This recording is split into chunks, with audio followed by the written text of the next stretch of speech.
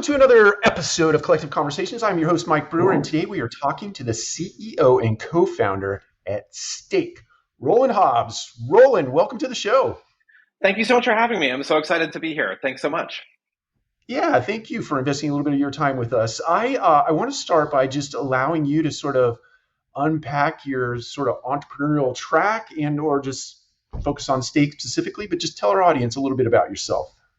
Yeah, I've spent 20 years of my career focusing on the world of loyalty. So I've worked with everything from American Expresses, Bank of America, Capital One, but even down to the retail world of PetSmart, Petco, Taco Bell, you kind of name it. I've worked on a lot of loyalty programs. So where I'm always really excited about how can we find a way to be able to create the win-win, right? Where a customer gets something and the business gets something, and they both come out ahead, and we spend less on things like making Mark Zuckerberg rich by giving him money, right? We spend our own customers instead of being able to give more money to advertising platforms. So that's where Stake came from. Stake is a way to be able to help property owners unlock better resident behavior. Residents get more cash back for being able to do that. And it's a win-win on both sides. So that's kind of how I came to it. And it was from a long time of spending on stuff that's a lot less expensive than housing, and now tackling the biggest thing in folks' wallet, which is the rent.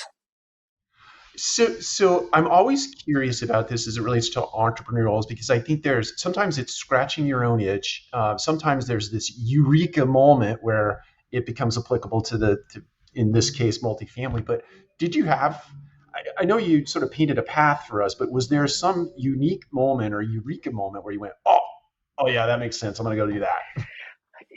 We began, so I knew I wanted to do something with, hey, why isn't this biggest expense? So you talk about wallet share, and I'd seen, many big consulting presentations. Well, I'd given many of those big consulting presentations where you'd say, here's the wallet share. And you always talk about shopping and travel. And you're like, but what about housing? Like, we don't talk about the housing costs. And this would come up a lot, especially with talking in banking conversations. So there was an early thesis of, hey, why isn't loyalty in housing? And we should do something about that. But the Eureka moment came, I had never shown apartments before, never been a broker, I'd never done any of that. And so when we started Stake, we had an early thesis. And in New York City in the summer, it's hot. I decided, hey, I'm going to start showing apartments. I believe in doing user research, right? I want to talk to renters, like what's going to move the needle with them? Like, because you can come up with a lot of ideas to get somebody to act, but they actually have to care, and my ideas may not be what works for them. So I'm running up and down showing apartments, which, by the way, brokers deserve like a gold medal, because it's so hard to do. It's hot. I'm showing stuff. Renters hate you, whatever. So showing these these apartments, and I'm testing different ideas. Hey, what if you got points? What would it be the thing that you would want? Do you want equity in the building? We tried all these different ideas. So we were testing at the beginning, testing with renters. And, it's typical New York. Renters are, kind of pissed off that landlords aren't really super friendly either. And it's hot, and I'm sweltering, and I'm not a very good broker. But I get in these questions, and I get to ask people. And one renter turns to me at one point and just goes, dude, it's the money, stupid. And that was the moment where we're not focusing, points aren't going to work to change behavior. Kind of the 1 month free offer isn't changing behavior. It's actually cash. And so I'd done a lot of cashback solutions before, where Capital One and others, working originally with Amazon Prime and Costco on cashback. So it's like, look, we need to be able to take something that is commensurate to what this person is trying to say, which is it's hard to rent. It's a huge expense. I don't want the proverbial free toaster. I don't want to be able to get points I have to earn and burn. Help me with the money. The finances are what's important. So that was kind of the coin dropping for me of, hey, we're going to just really focus in on the core problem here, which is the money, the money, the money. And that's the reason why we do cash back for renters. I understand. So I have to also believe that, so you get research and data from the end user in this case, but was there or is there a competitive landscape? In other words, is there a Stake-like solution in the marketplace that you looked at and you saw, I guess, the blind spots or the areas of opportunity where you employed something in the Stake that made you more competitive than them? I think that there has been since then, and I'll talk about the competitive set because it's super exciting what's happening, I think, in the transformation. This was 2018, 2019. And what we saw, I'll talk about kind of three different competitive areas. At that time, we were competing against 1 month free. This is what, if you lease a new building and you're having a hard time leasing, your promotional budget is 1 week, 2 weeks, a month. So free is the industry standard. Hey, what if I just reduce the rent? Net effective rent, right? Like, hey, I have the gross rent, I'm going to charge you $1,000 a month, but if I net effective it, blah, blah, blah. So that was kind of the industry standard. And to me, coming in from marketing, loyalty, I was like, these are huge costs. Like 1 month free is 8.3%. And I was an embedded CMO in a lot of Fortune 500 companies as a consultant. And I wouldn't last long if I said, hey, what we should do is why don't we just discount everything 8%? Like, that's just wouldn't be considered like the super strategic answer. So I was like, why is this the standard? Why, like, where's the data that supports 1 month free? Why 1 month? Why not 6 weeks? Why not 4 weeks? And how are they adjusting this? Because most other things have some level to adjust that number. You get data back and it tells you what it is. So that was kind of the initial competitive set. Can we outperform 1 month free or 2 weeks free or whatever it might be? And what was interesting is that when you talk to renters about 1 month free, they just go, oh, that's just the price. That's the price. Like, they don't see it as like, I'm getting something. And additionally, you talk to owners and they're like, yeah, we have no real way to measure its effectiveness. We don't know if it should be 4 weeks. We just look at the market. Like, if the folks next door lower it, I lower it. And that's a terrible race to the bottom. Like, that's not a great way to be able to price things, because presumably you're smarter than the person next to you. You should be pricing better than them.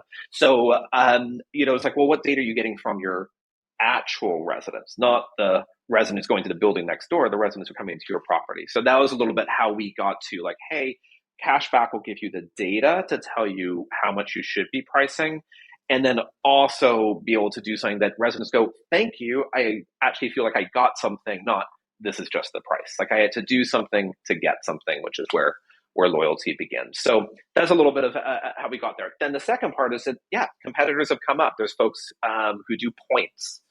They do a point solution like Built. There are people who do what I kind of joke is like the 10th burrito free. Like, it's kind of like, hey, if you do these four things, I'll give you a burrito. And those are, like, look, they're interesting solutions, but they're amenities, not solutions you outperform with.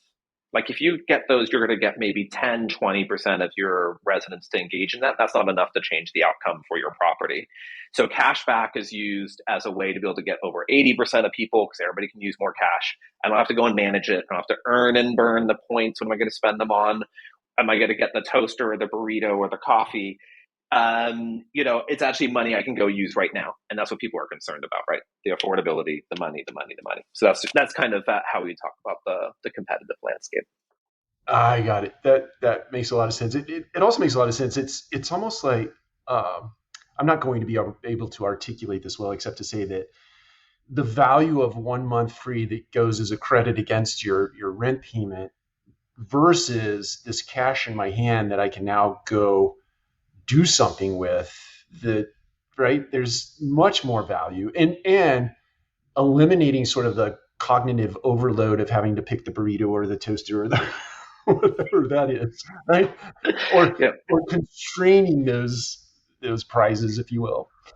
My favorite thing is like, say you want to do, everybody goes like, hey, people have pets, so let's give an amenity for pets. And you go like, well, we're going to strike something with PetSmart. Well, it's hard to know if the residents care about PetSmart or do they shop at Petco. And actually, they all do Chewy. So Chewy, if right? you have this kind of like partnership thing, what data says that that's the right thing for your residents? Renters is a big population, as big as America is big, right? So being able to target what a renter wants is like, I'm not sure you're going to figure that out. You need data to do that. So you need something that's very universal to say, hey, if you want to go spend at PetSmart or Petco or Chewy, you have cash to be able to do that, and you make the choice of where you're going to do it, not have to go through our, like, my favorite one, and is this, I'm going to pick on Bank of America, since they're no longer a client. I'll pick on Bank of America. I'm a Bank of America client, and it cracks me up because on Bank of America, you log in and it has your list of rewards. And the first one, because they do it alphabetically, is Applebee's. And I'm like, I live in New York City. I haven't eaten at an Applebee's in forever. Like, how do you know everything about my finances and then choose like Applebee's? Like, it's just because they're doing alphabetically, is the reward for me. And that's use my cashback performance better. Everybody can use cash; they can go spend it. You're not in this like, hey, what's the right group? And most importantly, for the revenue manager or asset manager, they can actually start proving, hey, if I spend this amount, does it cause a corresponding action? Do I get the action that I want from this? I need more heads and beds. I need people to pay their rent on time. I need people to renew the lease. Whatever action that they want, they can target then with cashback. So I like that as a segue to getting into the brass tacks of the stake platform. And so, say property management company adopts stake as a platform that they want to use in their business. What does that look like? But unpack that for our audience. So we think about it as campaigns, right? So we want to target the problem you have, and every property is going to be a little bit different. One is a new lease up. You need to get more heads and beds, right? I use the heads and beds because I used to work with Starwood, and it's always what we said. It's just like, let's get more demand to this property. We need more people moving in. Another property may be stabilized and you got a little delinquency problem, right? It's getting over 5% bad debt. This other one has a renewal problem that's dropping below 50%, or the lease trade out isn't as good as you want it to be.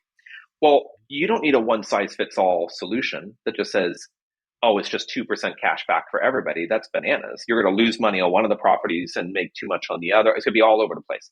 So we give the ability to run campaigns. Property 1 campaign focuses on leasing, give cash back to sign a lease. Property 2, we're run a campaign that's on delinquency. You're going to get cash back when you pay your rent on time. Property 3, cash back for renewing. Being able to target those, and maybe even says targeted to specific lines in the property, right? Like, hey, we have these stale units, and I need to run something on the stale units. The ones that face east never do as well the ones that face west, or these don't get the view, whatever it is. So we need to run specific campaigns in the same way that you might with a revenue management solution like YieldStar or whatnot. So we give those campaigns. So they can choose the campaign. Our algorithm helps them pick how much cash back we see that unlocks the behavior that they want. So the cash back is variable. They launch the campaign and then they get live data back. What are residents doing? Do they respond? Do they not respond? What do they do compared to the rest of the population in that property? Are you outperforming with your stakers? We call our residents stakers. With the stakers versus non-stakers. And you can track all of this to be able to see. And as you track that, then you can start adjusting your cashback offer. Hey, I need to be able to change it. So then the resident gets that cashback. It goes into the stake app, and then they unlock a whole bunch of our banking products as well. But for the owner, it's about these campaigns, and they can target the action that they want to see. And it sounds like I don't want to. It sounds like you can create a campaign right down to the unit level, right? A dog unit that has. Wow. That's pretty impressive. Yeah, we like that. Look, there's some fair housing things, so we're never going to be able to say Sue gets cash back, but Bill doesn't. But we will say all of the units that are one bedroom, 850 square feet that have been renovated, or the one bedrooms that are 850 square feet that haven't been renovated. Those are two different groupings, and you price them differently, right? Like you're going to have, if you're using revenue management, you're going to have a price difference between both of those. What we're trying to give you is, or the asset manager, revenue manager, is a second type of heat.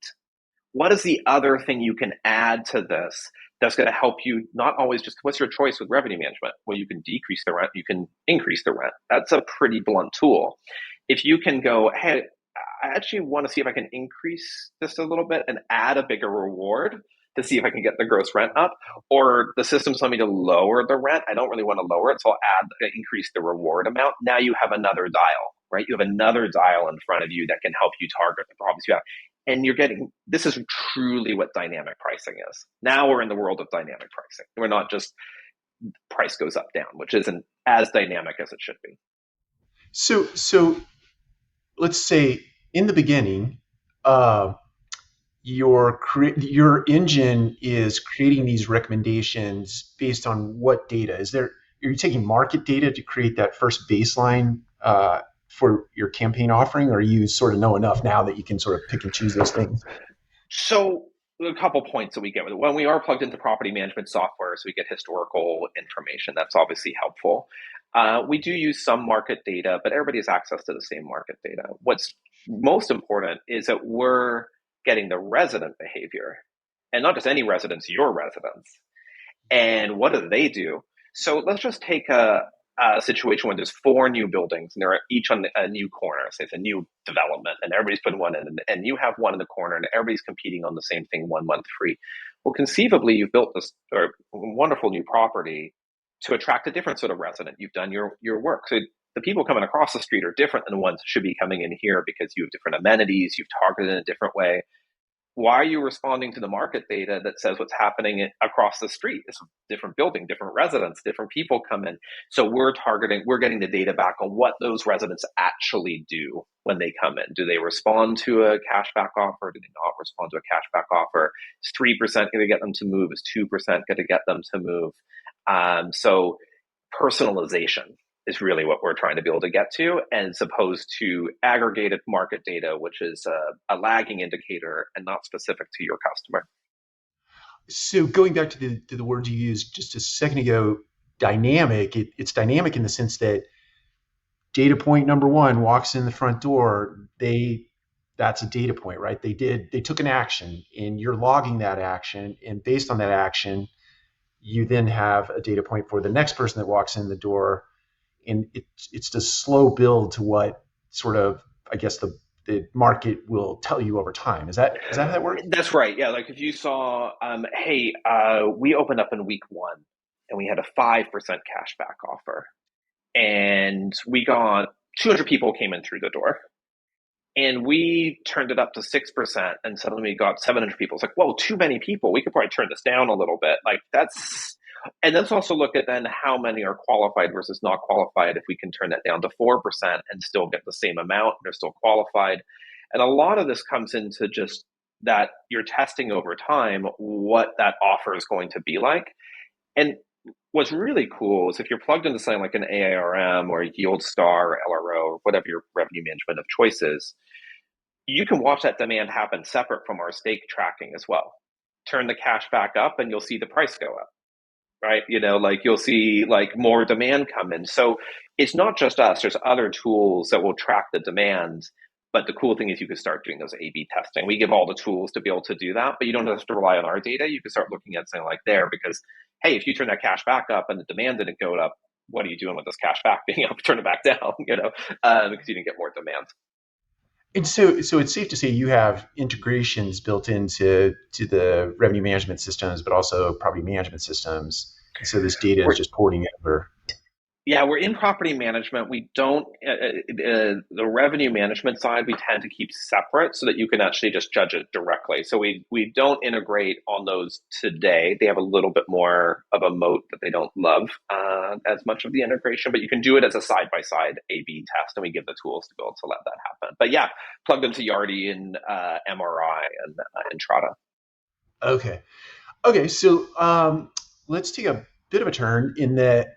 Talking about you mentioned the word banking, stakers who get these rewards, they unlock the rewards in I'm assuming it's an app or some sort of interface, and whether it's an app or it's online. So talk to us about that. Once I receive this cash, and there are some banking instruments that you mentioned, I'd like to understand a little bit more about that. Resident gets the cash back. They signed a lease or they've taken the action you want them to take. They can go into the stake app, iOS or Android, and then decide what they want to do with that cash. They can decide, hey, I want to transfer to any bank. I don't want to deal with this. I want to transfer it to any bank in the US. I want to transfer it to Venmo.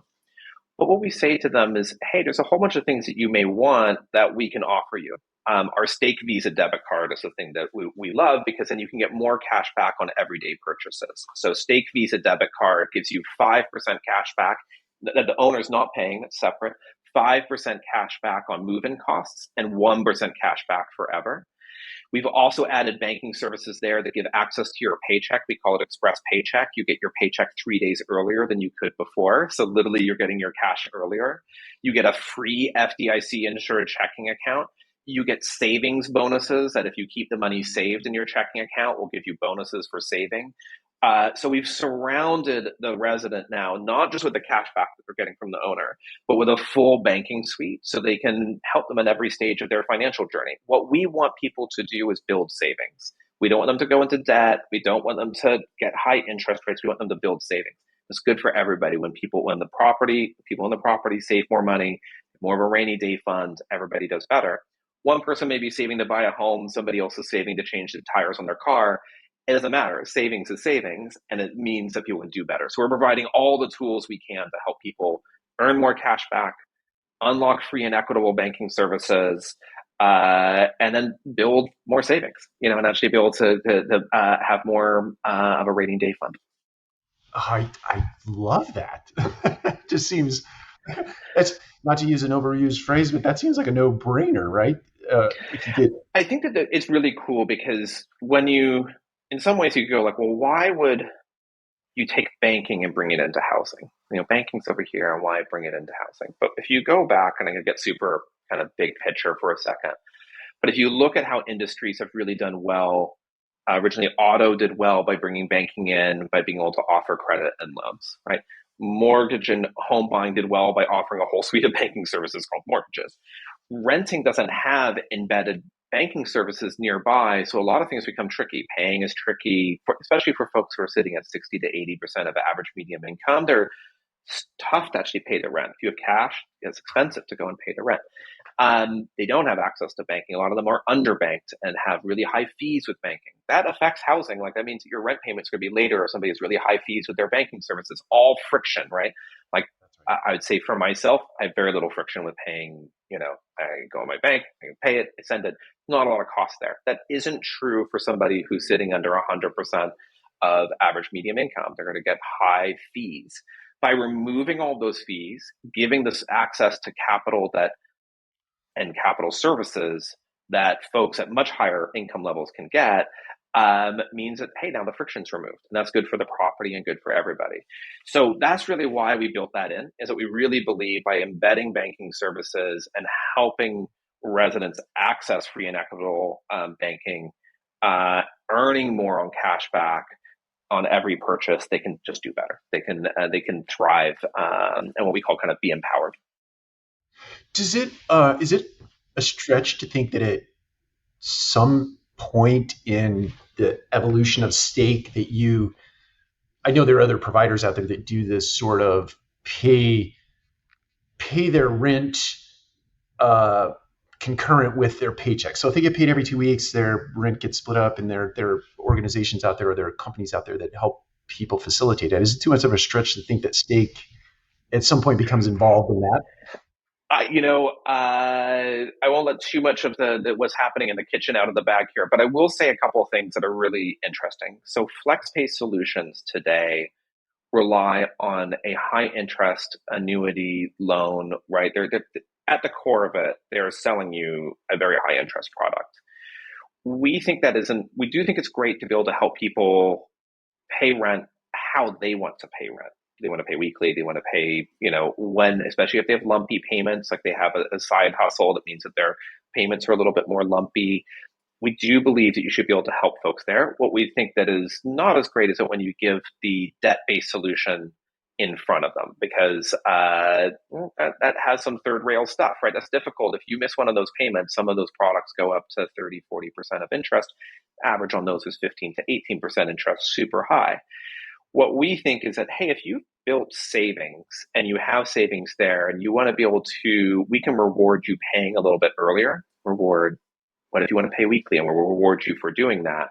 So instead of using the interest side, can you use rewards to get better behavior and give a little bit of the positive nudge, rather than using the kind of, debt and interest-based way to be able to do it? So yeah, we have a lot of interest in being able to move in that direction. I think you could see something like that from us soon.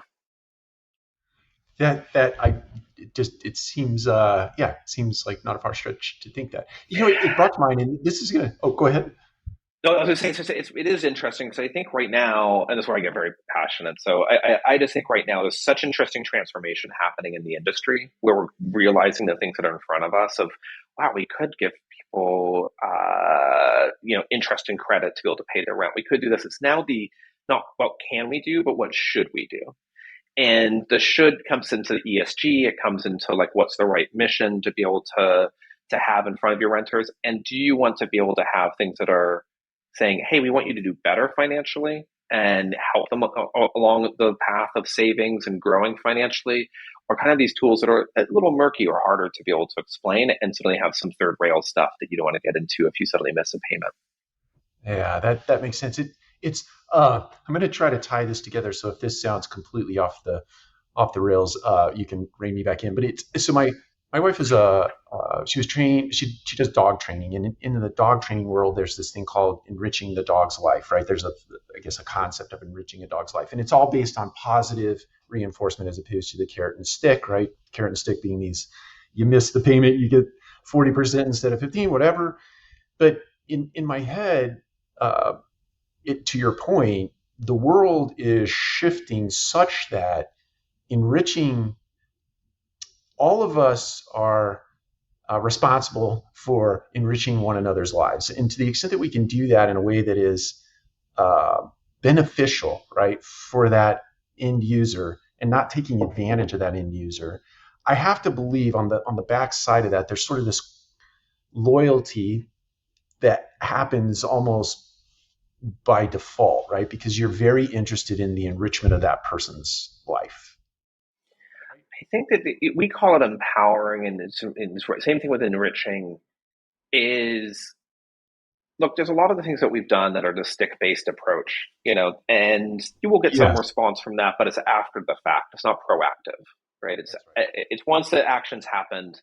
Um, and there's these really interesting studies as well, and I think it's actually I'll cite something that goes back to when the Prius was launched. That people tried these sort of hybrid cars before, and they didn't take on. Prius went for the side of don't tell people how awful the environment's going to get. Give them hope that it can get better. And when you sell on hope and positivity, you get a lot more engagement than when you sell on negative. It's the reason why we all hate political ads, right? Like negative, I don't want to deal with that. Positive actually is the thing that you'll lean into. Hope is something you'll lean into. The promise of something that's better, you're going to lean into. Somebody that's helping you. And then you use behavioral science. We just call it nudging. So, nudging people to better behavior and little nudges. Think about how Amazon's done this with Amazon Prime and how they've moved between conceivably very different categories, video, to everything store, by nudging you to be able to do that through Amazon Prime, just making it a little easier, removing the friction between these different sides. So not only for an owner who's like, hey, I want to be able to get more heads and beds, I want to get more renewals, but a lot are starting to talk about like, I want to sell ancillary services. Well, if you're going to start selling ancillary services, like you want to sell them on the Wi-Fi, or if it's single family, I want to get them to buy the pest control and the maintenance package and the upgrade to the smart home, you got to be a pretty savvy marketer now. Like you got to be really good. You got to think like Amazon, and you got to go, well, how do I remove the friction to do that? Because if you're selling the Wi-Fi service, everybody remembers Verizon probably before they remember your name and Wi-Fi services, even if the price is better. So you got to come up with a way to nudge to be like, hey, why don't I offer you a little cash back to buy the Wi-Fi service as well? So I think for us, we like the idea of positive, empowering, and then nudging the little behaviors that you want. So at every step, you're adding more value, not just saying, hey, I bought this thing. Do you want it from me? Which isn't a compelling pitch, right? So you want to have something that's a little bit more. So that, yeah, I think you're dead on with the idea of it's a positive reinforcement, and but the key is positive reinforcement around the finances. That's what people are concerned about, right? Where they want to be able to save, and if they were a homeowner, they might be getting equity. Renting, you're not as much. So can we give a way for them to build savings? Yeah, that makes complete sense to me. It's I don't know if this really connects or not, but I've often thought, and look, I sit on the operating side of the business, and so every ancillary fee and every rent opportunity to increase rents, I'm all about that, right? That's the business that we're Well, in. that's the business. That's what we got to do, right? That's what. Right. Right. So there are all these, you can go out and engage different vendors that have rev share opportunity and things of that nature. I've often thought, and I've not really connected all the dots in my head, but if somehow you can start to include the resident in the rev share somehow, right? It Mm-hmm.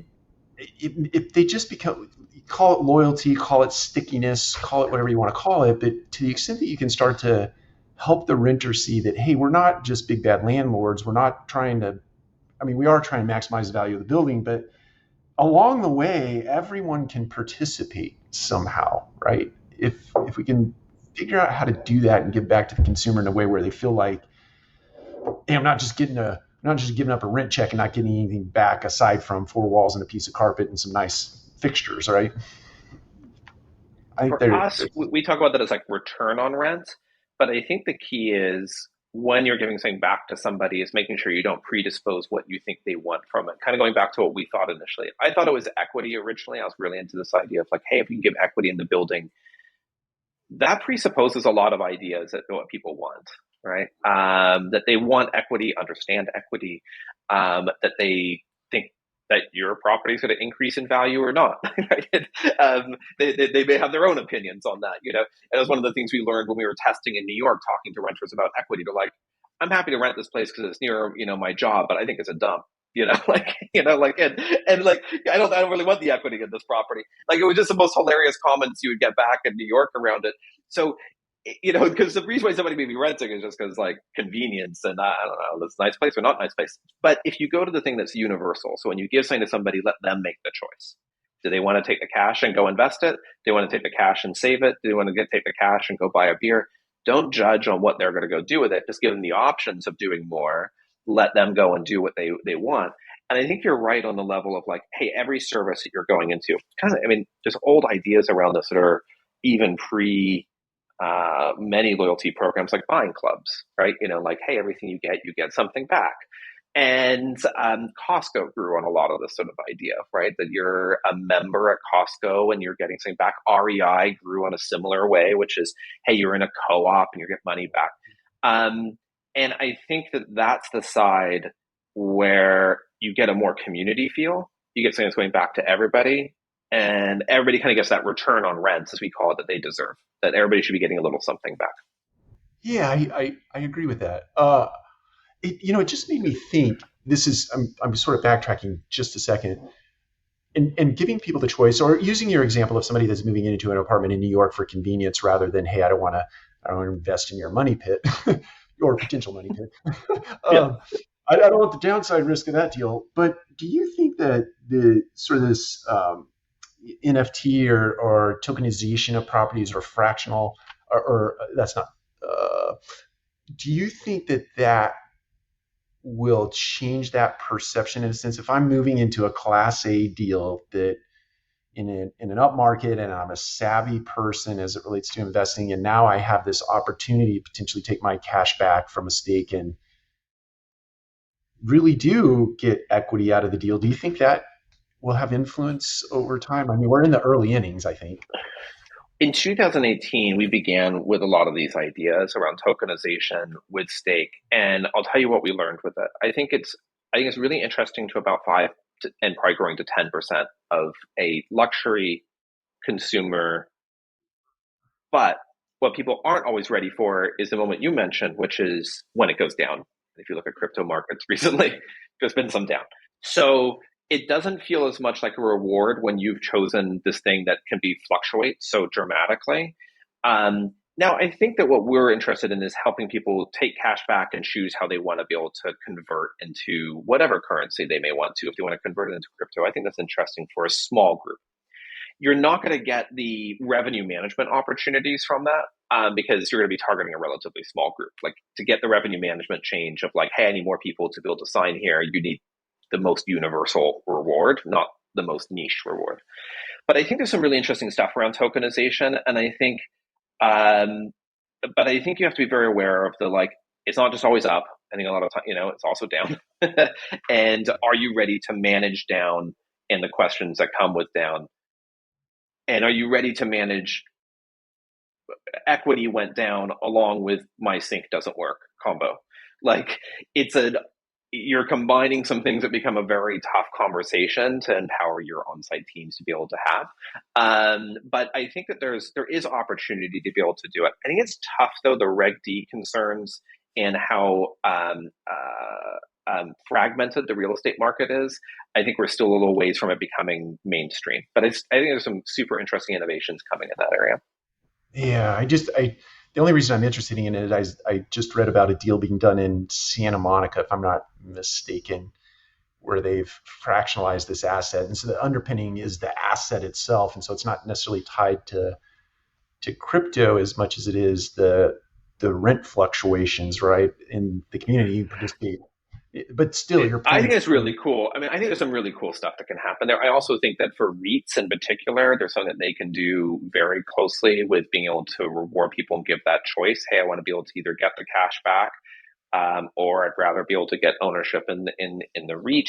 Um, One of the things, though, that we learned from renters was super interesting is kind of on the side of, you mentioned this, like, do I want to invest in your deal? That rent, even if I'm in a rent by choice, not rent by necessity, a rent by choice, is a lot of times because this building's convenient for me. I'm going to be here for a certain period of time. I'm not always thinking in the long term view. And I think what you want is something that's really portable, that can move between different properties and places, as people want to be able to. Migratory patterns right now are crazy, with remote work and people choosing where they're going to be. I think short term or variable length leasing is going to be a huge trend in terms of people saying, I want to leave somewhere for 8 months or however long, and being able to bid on that. So I think maybe more than tying it to that asset in particular, is I think it's more about having it in a wallet that can move with you wherever you go, and that you're able to, keep building more, which is how we've kind of tried to be able to do it with Stake, where, hey, if you move between properties, you can keep earning as long as it's within the Stake network. But I think there's going to be more movement, not less, where people are thinking like, hey, I'm going to be renting this property for a longer period of time, or at least it's not the impetus day one when they're signing. yeah, definitely. I want to ask you a question, not to get us off Yeah. track, but I'd love to hear your opinion about the 350 million that Adam Newman and got for Flow, if you could remark on that. Look, I mean, I Adam's a very powerful salesperson, and I think it's really impressive. I'm actually sitting in a WeWork right now when I travel. I'm in WeWorks. One of the things that I think that is really great that he's bringing in is challenging the rental market to be able to think differently. Um, I don't think the 350 million is all going towards tech and venture. I think a lot of that's going towards real estate buying, and as you well know, wonderful, but that's not a huge amount when you start actually going in and buying. And we don't know how much of it's earmarked for which side of the house. Um, and I think that the 3,000 doors he has today is fantastic, but is relatively small compared to what many of the big operators have. Not to say he's not going to make a really interesting impact. I do think that the challenge, though, one of the lines that he used, or that A16Z used, is that rent is soulless, and I think that they got that slightly wrong, because they said, hey, renting is soulless today. I don't think that it's as much soulless. I think that it's just hard to be able to defend the value gap when rents have gone up 20-25%. So I think where the soul comes from in renting is when somebody moves in and paints the wall the right color and figures out where the couch goes, and they make the home their own. That's the soul, right? The person who moved in there and made it their home, and figured it out and said, hey, the best coffee place is down the street here, and my favorite restaurant's there. That's the soul.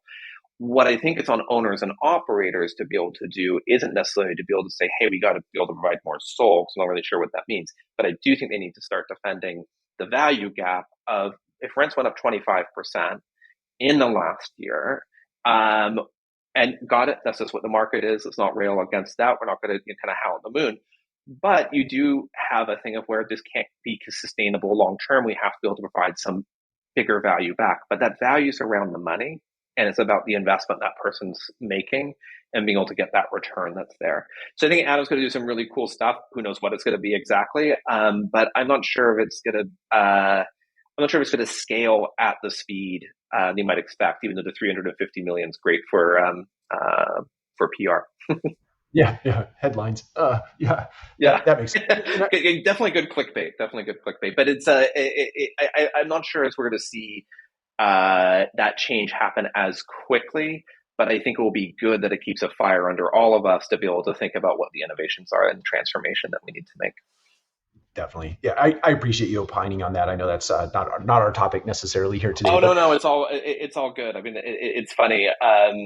It comes up a lot in the last couple of weeks because everybody's been talking about it, so it's kind of yeah, fascinating. that's right. But I also think it provides a nice segue. You had a raise of your own recently with RET Ventures, and to the extent you can talk about what that raise does for you in terms of a roadmap or unpacking the next stage of Stake, I'd love to hear about that. Yeah, no, we're happy to share a lot on the race. So RET led from their ESG fund, which is super exciting. It was one of the first investments they had made from a newest ESG focused fund that they had created, along with their LPs that back them. We also had a really interesting follower in that round as well. Enterprise Community Partners, which one of the largest not-for-profits for affordable, capitally affordable, and naturally occurring affordable housing in the U.S., built, funded over 900,000 homes across the U.S. They wrote one of their first checks into Stake in that round as well. They'd hardly ever invested in startups previously, and they came in. And one of the reasons they came in is that they've earmarked a $250 million funds that they're using to be able to buy properties that are all going to be giving their residents stake. And we were really proud of that. So together with the ESG fund, enterprise that's very mission focused and focusing on it was one of the most important things for us. It's yes, it's capital, and I'll talk about the capital in a second, but the signal of saying, hey, this is a not what can we do, but what we should do from an ESG mission purpose, helping people financially, we were really proud of. We also had groups like Operator Stack out of the Valley, which is a big fintech leader, as well, come into the round, and a whole bunch of other strategics on the real estate side. Um, the capital for us, there's three things that we're going to be using it for. One is the boring, we got to go grow. We're at 20,000 homes today. We need more. So, you know, I won't bore you with our go-to-market strategies, but, more. But the second is really interesting, which is we want to give more data tools back to revenue managers and asset managers and say, here's what your residents do, right? Here's what they do. Here's how they behave. We really strongly believe that there's not enough information on what resident behavior is, not demographic. Like, I know that there's this many men, women, this sort of income bracket, but what do they do? What do they like? So one of my favorite examples that we've had recently is, hey, do the residents shop at the retail downstairs? Do you know? And we're starting to track that. We're actually tracking in buildings like on the aggregate. Are people, where do they shop? Are they Netflix or Hulu customers, right? And being able to give this sort of information back of what are their buying decisions, I think will be really fantastic. So that'll be the second part. And then the third is expanding more banking services. So giving residents more ways to be able to save, more things to earn cash back on. We already give 5% on move-in costs, 1% on everyday, cash back. We want to provide more to help people unlock more. So you'll see things like us giving more savings opportunities for renters as well. So that's where the 12 million is going to go for us. Since we closed the round in June, the team's grown from about 15 to 20 people. So we're adding. That's all. In full disclosure for our audience here, we are invested in that. We did invest in the latest round. Also, just I think in terms of disclosures here, it's necessary to say that. So now that that's out of the way, yeah, we can get the fine print, that needs to go right. to go in. Yeah, I was actually talking to but thank you for investing. Yeah, no, we're very excited about what you're doing. Very very excited about it actually. And so I want to go back to point number two in terms of pulling that data together. My imagination tells me that comes from a whole host of places. And my imagination also tells me that it's you're subscribing yourself to some of that data, but you're also using property management systems to get that data. And then what is curious to me, and maybe this is the nerd in me, how do you go about weighting those various pieces of data such that you can predict a behavior that might be useful to an owner? Hopefully that makes sense. No, it does. So I think there's ones that we're really good at being able to predict today. Propensity to pay. So we're very good at being able to show propensity to pay numbers. We're very good at showing propensity to stay, renewal numbers. Things that are related to decisions around the property are bread and butter.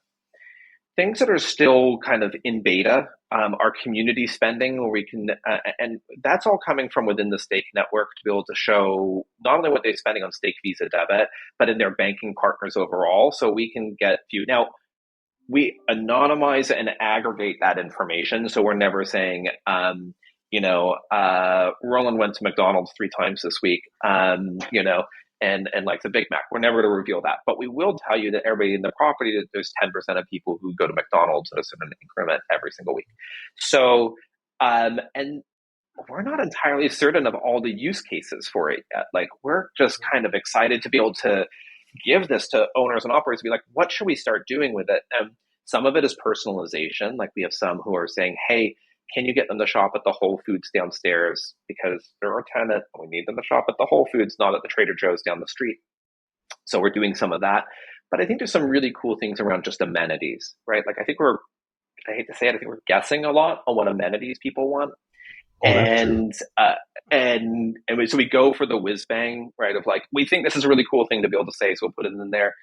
But if you actually go to the data and go like, what people really want is, cash back on their internet service, or they want cash back on their streaming Netflix, we can actually show you how many people in the property are doing that, which may be a better targeted way. We haven't proven that out yet, but I think there's some really cool stuff we'd love to collaborate with people on, of like, what do we do with all this data that we're getting in a property to be able to figure out what else can you maybe sell to them? What other amenities can you offer them? And how do you start combining it? So I think it's still early days for us, but we have the data there. And when you're paying for stake, you get free access to that data. So it's, it's all there in our loyalty cloud. I love that. Yeah, you just brought to mind. It's I don't know what the actual number is, but I've read enough articles to think that it's roughly around 10% of your population, your renter base, actually uses the amenities that you have to offer, like say it's the gym or the dog park or whatever. And yet you've spent, who knows, you've spent very large capital sums to put those things in place, only to have.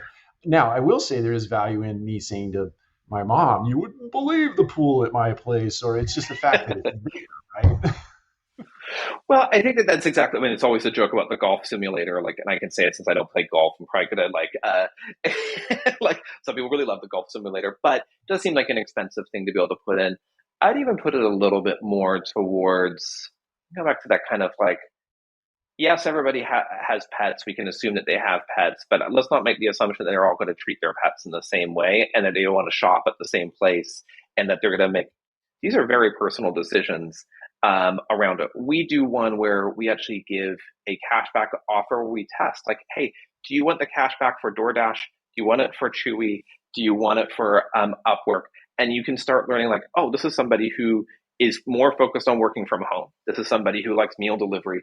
So there's some cool stuff that you can start getting by giving people choice when you have cashback, to learn what they would actually choose as well. So we just really believe in that personalization and ways to be able to get more targeted, to understand your residents. And I kind of go back to this thing, like, renting is not an identity class. It's 48 million American households. What is the people in your property who are going to be very different from your other property, who make very different decisions because they made decisions of why they live there. So let's figure that out with what they actually do, not what we think they're going to do. It's I 100% agree with that concept philosophy. It just brought to mind it back before all of this stuff existed. I'm very old, or I'm getting very old, but the analog version of this, right? I'm downtown St. Louis. We used to work in St. Louis. We're renovating a high rise. There's like 900 units in these like 6 buildings, all high rises. And I'm walking out of the building one day. We just purchased the property. We're onboarding it. I walk out of one of the buildings and I run into a guy named Bill. I only remember Bill's name because Bill was very loud and he was telling me all about the history of the property. And I loved him. Don't get me wrong. I don't mean that as a condescending remark, but Bill had a presence. And so Bill, through the course of the conversation, Bill says to me, or he has an LA Rams hat, or St. Louis Rams at the time hat on. And I said, hey, are you a Rams fan? And he's like, yeah, I'm from the Rams. And then, but through the course of conversation, I figure out that Bill's never been to a Rams game. He lives in St. Louis, has never been to a Rams game. So what did we do, right? We sent Bill to a Rams game, and it Oh, was I like love that. the highlight of his life, right? But he wasn't in an economic situation where he could do that. But to your idea of personalization, I think that to the extent you can enrich a person's life in a way or give them an experience in a way that just touches them, and you're not necessarily doing it on the basis of commerce. You're just doing it out of the goodness of your heart, or at least I hope so. But, So there's a term in loyalty that I really like called surprise and delight, and it has huge effects in terms of numbers. So you surprise and delighted somebody, right? It's not just a delight like, oh, it's nice. It's like a real wow moment. And we do this with steak. We call them steak surprise. And it's a so what we do is somebody's saving for something. We know what people are saving for. Often if they tell us in the apps, we had somebody was saving for a new phone. Right. For many, that might seem like, oh, it's not a big expense. Somebody who's sitting at lower income, the phone was a big expense. We knew that they were about $75 away from being able to get there. $75 into their account, go buy the phone today. And it's just like you're saying in that moment, one, also just the endorphins it's going to release for you are awesome because you're just going to feel great. But it is a thing of like, that person is using the app more, they're engaged with Stake more, they're unlocking more of what they can do with Stake.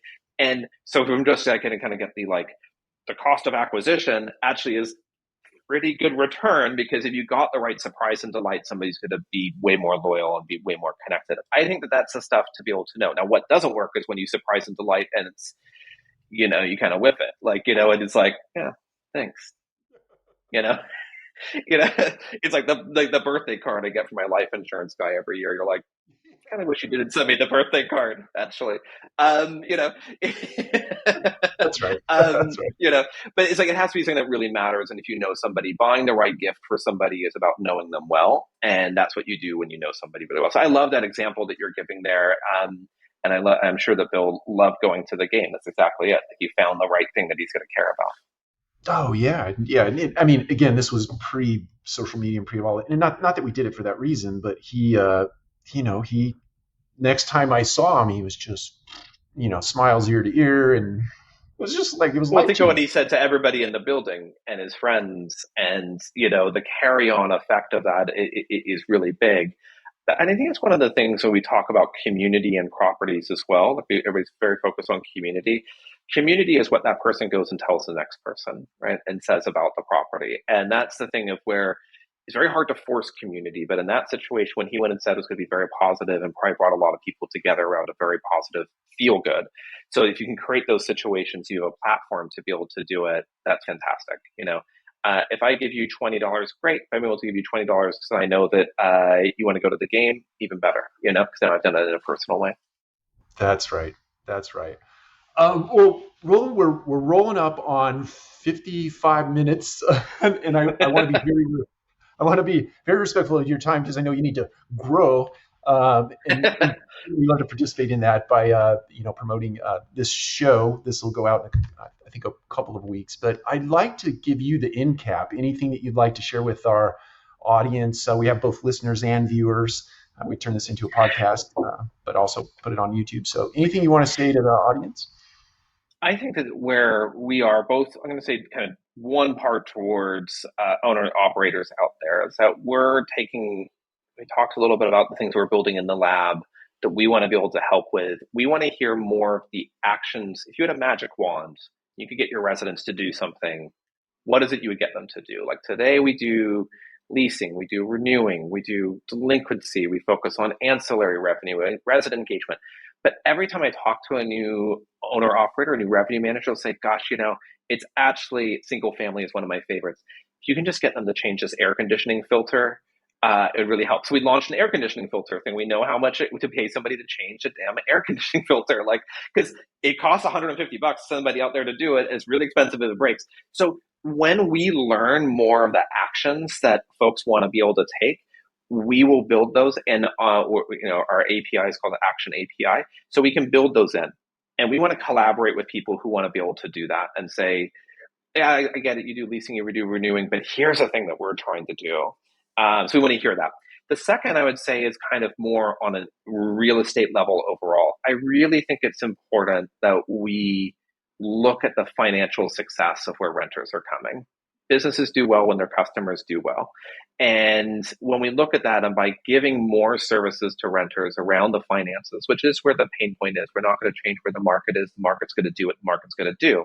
But by providing more tools to renters, I think it's something that truly can help from a mission level, from an ESG and regulatory level, from a reputational level, from a resident engagement level. And we're really interested in chatting to anybody who just says hey, we really want to do more on this mission side as well. And I think the industry overall can do well by doing good is kind of the thing. So those are the two things I'd leave folks with. How can we do more on together? What are actions? What's the magic wand that you want to wave and change behavior? And the other is if you're mission and purpose focused, ESG focused, we want to talk. Excellent. And given the fact that I'm sure you've inspired some people, where can they reach out to you? Yeah, please. LinkedIn, I'm always around, and my email is Rowland, ROW. My parents threw a W in there to keep you guessing. So ROWLAND at stake, STAKE.rent. And shoot me an email anytime or hit me up on LinkedIn. Also on Twitter at Rowland Hobbs. So feel free to reach out anyway, which is good for you. Awesome. All right. Thank you very much again for investing a piece of your time. Thank you for the time. This is so much fun. I just want to keep going, but thank you so much. I really appreciate the time.